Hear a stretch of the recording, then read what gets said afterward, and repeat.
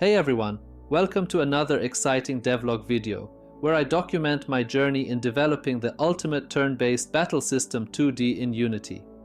My goal is to create a product that's not only extremely customizable, but also allows you to tweak and add features as needed for your project. Once development is complete, the ultimate turn-based battle system will be available on the Unity Asset Store. Let's dive right in and see what's new. To recap the development so far, in the last devlog, we explored how RPG Maker Unite inspired the development of the ultimate turn-based battle system 2D. I walked you through the custom editor window in Unity, which acts as the control center for building your battle system. We covered key features like defining character stats, setting up affinities, and creating status effects. Additionally, I demonstrated how to create skills and set up battle screens to enhance the strategic depth of your game. We also touched on creating heroes and enemies, focusing on consistency and ease of use. If you missed it, you can check out the previous video for a more detailed look at these features. Since then, I've been working diligently on the system, focusing heavily on the battle screen and technical details. Let's take a look at a sample scene I'm using to implement the battle system. Here we have the Battlefield game object, which consists of character positions and battle BG. In the previous devlog, I explained the tool to create battle screens, allowing you to set hero and enemy positions. Now, let's see how the battle screen looks in action. Inside the encounter game object, you can trigger a battle with a defined enemy team. This initializes the battle screen, instantiating all enemies and heroes in their defined positions. The character positions object is now filled with these characters, while the battle BG holds a simple background sprite. The main game object acts as the battle manager, listing all characters involved in the battle, divided into active heroes and active enemies. A hero and enemy dictionary provide the system with the scriptable objects that define the heroes and enemies. This system currently works but has a significant flaw. Let's revisit the Create Battle Screen tab.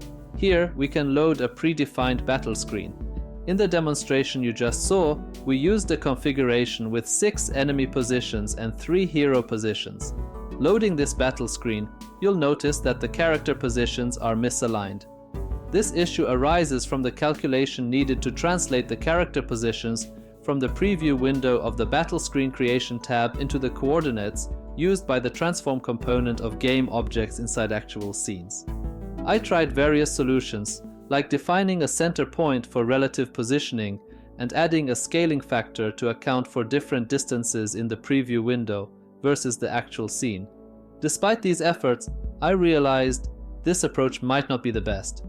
Good thing I regularly take breaks to go on walks with my dog. There's a unique inspiration that comes from the peaceful environment of nature and the simple happiness of a dog. These moments of peace and calm often provide the perfect environment for creative thinking and problem solving, which is crucial when you're working independently. It was during one of these walks that I came up with a new idea for the battle screen creation. But before we continue, if you're enjoying this devlog and like what I'm working on, please consider hitting the subscribe button and leaving a like. Your support means a lot and motivates me to keep developing and sharing my progress. My new idea was to switch to a prefab-based system, so I reworked the Battle Screen Creation tab to allow configuration of battle screens directly inside the scene view. Clicking the Enter Base Battle Screen Prefab button takes you to the base prefab, which can be configured and saved as different battle screens. This tool is similar to the first approach in terms of usage, but the prefab-based system offers much more customizability. For example, when adding a hero to the battle screen, a hero position game object is instantiated in the hierarchy. You can drag this object to the exact position where the hero should be during battles, allowing for precise placement. The same applies to enemies. These hero and enemy position game objects can then be used by the battle manager to instantiate the actual characters at the correct positions. I've also separated the battle background from the battle screen, making it its own editable prefab. Previously, you could only assign a simple sprite to the background. Now you can create complete scenes with different layering, parallax effects, and even animations. This technically enables you to create 3D backgrounds for your battles. I plan to provide example scenes in various styles with the final product. Now you might have noticed a basic UI in place. This is still a work in progress and will be refined later on. However, it already allows me to see which actions need to be implemented in the system, even though the current UI buttons don't do anything yet. We have a panel showing information about the active heroes, including their portraits, current level, and HP and MP values. The Battle UI Manager retrieves this information directly from the components of the instantiated active heroes. You can also decide which battle screen to use for each encounter. For example, we have the 3 heroes, 3 enemies battle screen set as default. Inside each encounter, you can set a different battle screen, temporarily or permanently overriding the default setup. Let's try the 20 heroes, 6 enemies battle screen.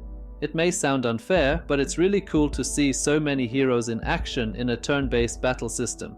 Starting this encounter, you'll see all 20 heroes instantiated on the battle screen, provided you have enough heroes created.